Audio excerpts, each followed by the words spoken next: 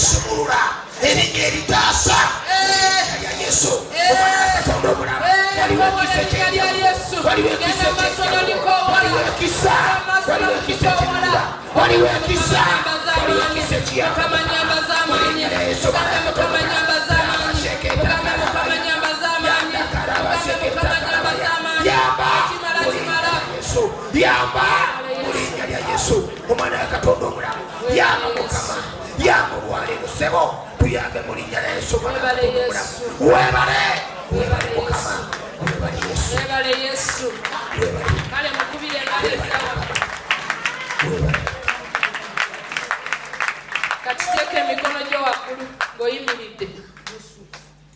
Gamba nti ayi Yesu wange. Nkwebaza olw'obulamu bwange. Nkwebaza kubanga ndi mulamu lwa kisa kyo. Era mu kiseera kino nkusaba onyambaza ag'omwoyo omutukuvu, amaanyi ago agajjulula ensozi, amaanyi ago agajjulula ebisiba, agakutula enjegere, ganyambaze ge wayogerako mu Luka essula 10 layini ya 19 n'ogamba laba mbawadde amaanyi n'obuyinza okulinnya ku misota, ku njaba ez'obusagwa n'amaanyi gonna ag'ekizikiza, era n'ogamba tegankole bubi n'akamu. Kati nga nyambadde amaanyi ng'ate ne mu Matayo ogamba Matayo 18 olunyiri lwa 18 n'ogamba nti buli kye tunaasibanga ku nsi ne mu ggulu kisibwa, buli kye tunaasumululanga ku nsi ne mu ggulu nga kisumululwa. Kati ngenda kulumbagana mu linnya lya Yesu Kristo mwana Katonda omulamu. Era wayogera kabaka w'abakabaka mu Matayo essula ya 15 olunyiri lwa 13 n'ogamba na buli kisimbe kyonna kitaffe ow'omugulu kyataasimba ekyo kigenda kusimbulwa.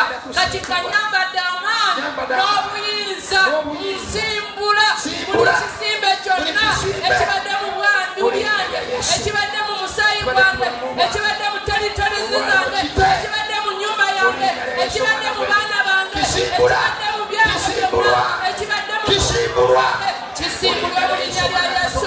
Simbuliza agalwadde, simbuliza agalwadde, simbuliza agalwadde, simbuliza diabetes, simbuliza with high blood pressure, bisimbulize because it's not your portion.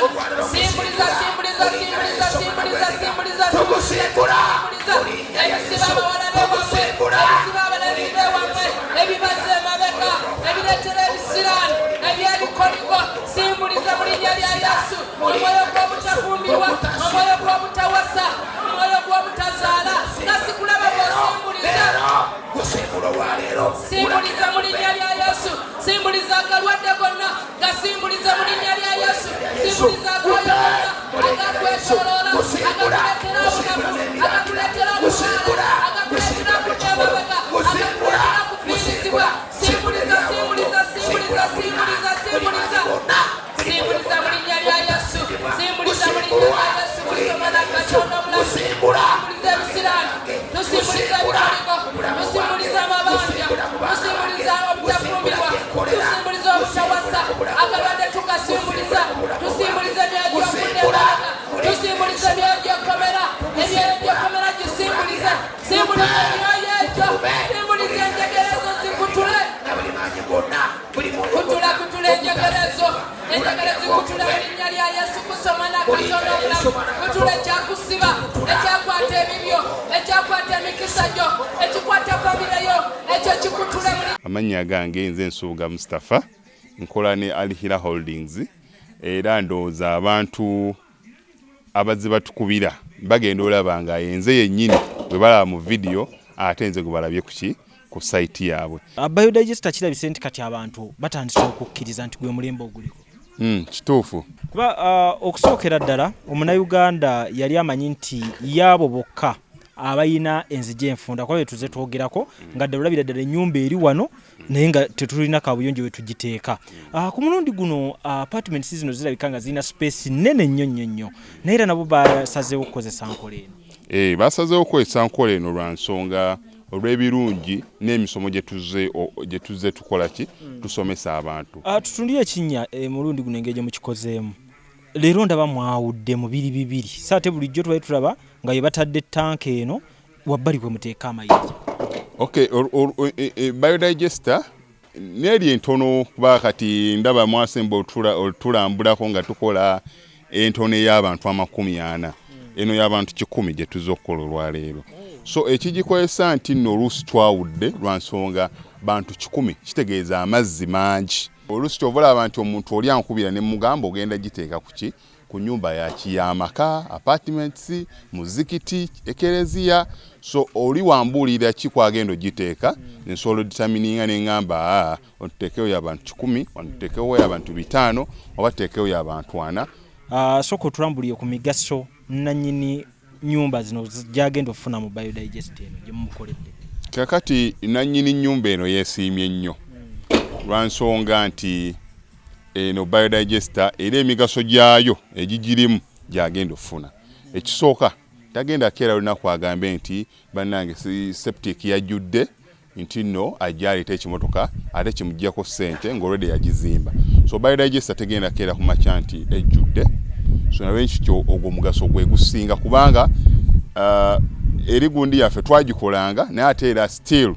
ng'ejja n'ekulya lwansonga nti ebeera etuuka n'ejjula so etuuka ng'esigala ekulya wadde nga ate wagiteekamu ssente yo nnyingi ekyokulala nti beauty ye egenda vaayo eya compound nti nno pavers zigenda kuva eri engulu yonna gye mulengera paka eno amazzi era gagenda draininga gano ag'enkuba nga gagenda mu kaala akali ebbala awo nti nno beauty y'olujja egenda vaayo bulungi nnyo newe manjagala simbawo muddo kisoboka n'oba oyagala simbawo muddo ogwo kubanga kati singa owa kamera waffe akulaga nti nno system ogira nti eri wansi fuuti 2 kweno level kwe tuyimiridde wansi fuuti nga 2 so omuddo kakube gulina emirandira gitya guba gujja mmera yes bannange tetukolera bagagga bokka ate era tetusijja bayita baavu omuntu wa wansi omufuna mpola ffenna